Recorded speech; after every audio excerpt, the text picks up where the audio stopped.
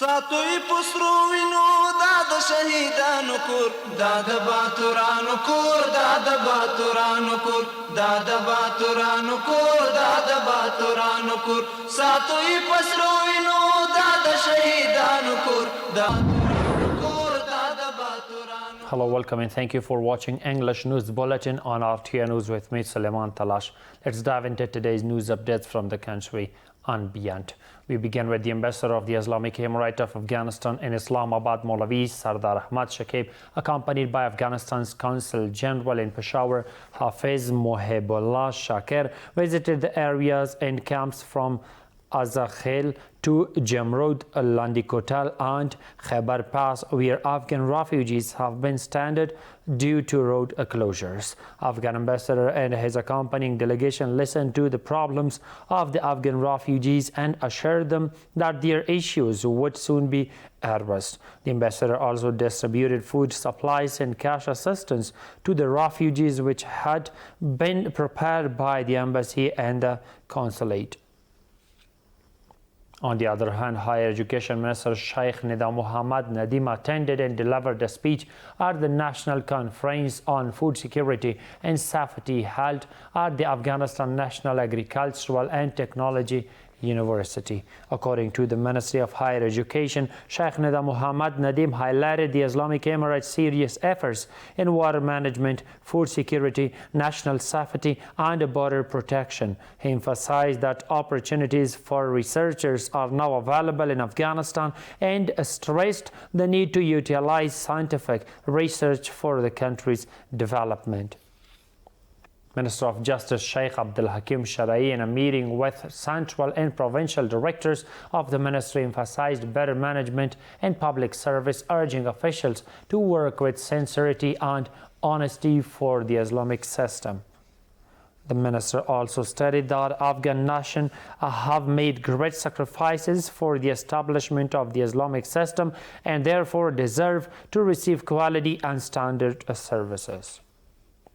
Director General of the National Radio and Television of Afghanistan, Qari Muhammad Yusuf Ahmadi, met with the Director General of Border Police, Maulvi Hezbollah Afghan, in the presence of the Deputy Military Chief of Border Police, Maulvi Abdulmanan Hassan. The meeting focused on strengthening coordination between Radio Television of Afghanistan and the Border Police, facilitating information access within border police units, and expanding mutual cooperation. The participants held a comprehensive discussion and exchanged views on the mentioned issues. Meanwhile, the Minister of Industry and Commerce says that in the first 9 months of this year, trade with China was $754 million, of which $18 million worth of pine nuts, dried apricots, cashews, and semi-precious nuts were exported. In addition, the Afghanistan Dried Fruit Exporters Association says that if China increases visas and other facilities for Afghan traders, Afghanistan's exports to this country will also increase. Here is the rest of the story. According to the Ministry of Industry and Commerce, trade between Afghanistan and China reached $745 million in the first 9 months of 2025. This figure highlights a significant level of economic exchange between the two countries during this period. Trade between Afghanistan and China during the first 9 months of 2025 reached a value of $745 million, of which 18 million were exports and 727 million were imports. Most Afghan exports to China include black pine nuts, dried apricots, precious and semi-precious stones, while imports mainly consist of cotton textiles, solar panels, electronic equipment, and raw materials for factories. Officials in Afghanistan Dried Fruit Exporters Association say that easing visa regulations and providing additional support for Afghan traders could further boost the country's exports to China's market. In the past 9 months, our exports to China reached $945 million, including pine nuts, dried fruits, and stones. If more trade facilitation is provided, our exports can increase further. Meanwhile, some Afghan traders are calling for a balance in trade between Afghanistan and China, urging measures to increase the export of Afghan products to Chinese markets. This trade should be made two ways. Currently, many countries focus on only selling their products to us and avoid genuine two-way trade, creating barriers under different pretexts. Under Afghanistan's Islamic economic policy, the country now maintains trade relations with more than 100 nations worldwide and has recently signed trade agreements with Kyrgyzstan valued at about $360 million. Minister of Agriculture, Irrigation and Livestock Maulawia Ataullah Omari, during his visit to Nangarhar province, attended and delivered a speech at a large public gathering held with the participation of local officials and residents from the eastern provinces. According to the ministry, Maulawia Ataullah Omari emphasized the importance of protecting and restoring forests as a national asset, adding that the ministry is working to utilize all available resources for the forest conservation and rehabilitation. The meeting also decided that special forest rangers will be hired if forested areas to ensure effective protection of the forests. The Indian government has donated over 16 tons of medicines and diagnostic equipment to Afghanistan Ministry of Public Health to support the fight against communicable diseases.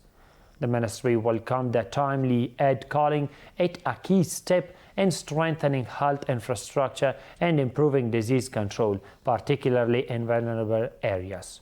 Take a look. In the latest display of cooperation, India has donated over 16 tons of medicines and diagnostic equipment to Afghanistan.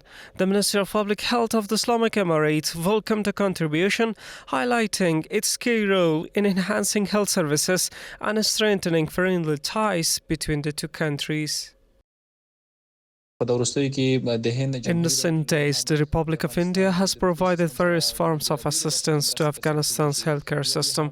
One such support was the recent donation of medicines, which are highly essential for our patients, particularly for treating diseases transmitted through blood.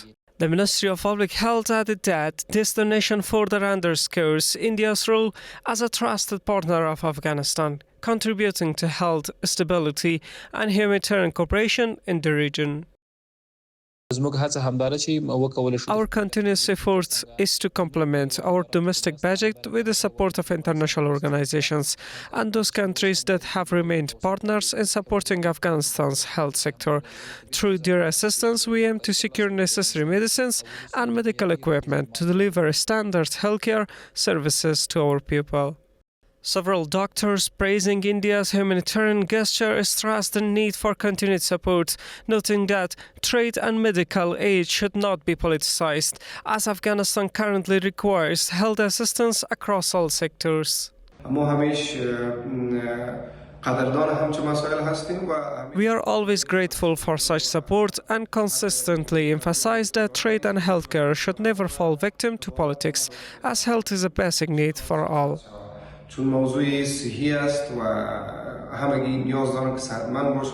This follows India's donation of 20 ambulances during Foreign Minister Maulavi Amir Khan Muttaqi's visit to India. The Indian Foreign Minister also pledged to supply MRI and CT scan machines to Afghan hospitals, along with immunization vaccines and anti-cancer medicines.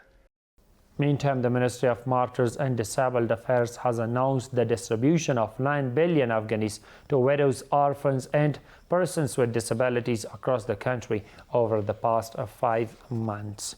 The ministry also stated that the process is ongoing and noted that charitable organizations and foundations have so far provided assistance worth $10 million to widows, orphans and disabled individuals.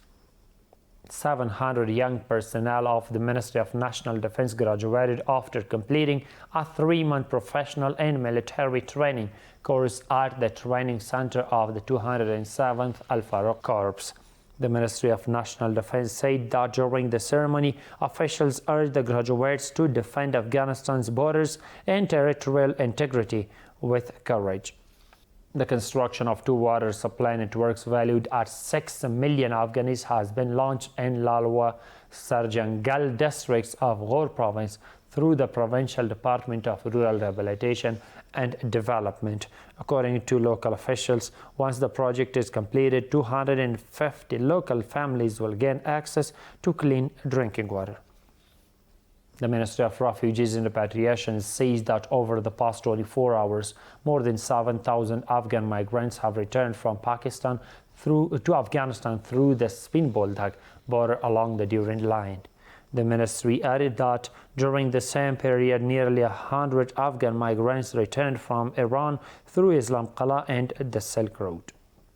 And the final one reads that the construction of 3 water supply networks worth more than $300,000 has been launched in Sange Takht, Bandar and Shiristan district of the Kundi province through the Provincial Department of Rural Rehabilitation and Development. According to local officials, the project has provided job opportunities for dozens of workers, and upon completion, around 500 local families will gain access to clean drinking water. That's all for now. Stay tuned to the latest news updates from RTA News. Thank you for watching. ساتوی پسرو وینو دا د شهیدانو کور دا د باتورانو کور دا د باتورانو کور دا د باتورانو کور دا د باتورانو کور ساتوی پسرو وینو دا د شهیدانو کور دا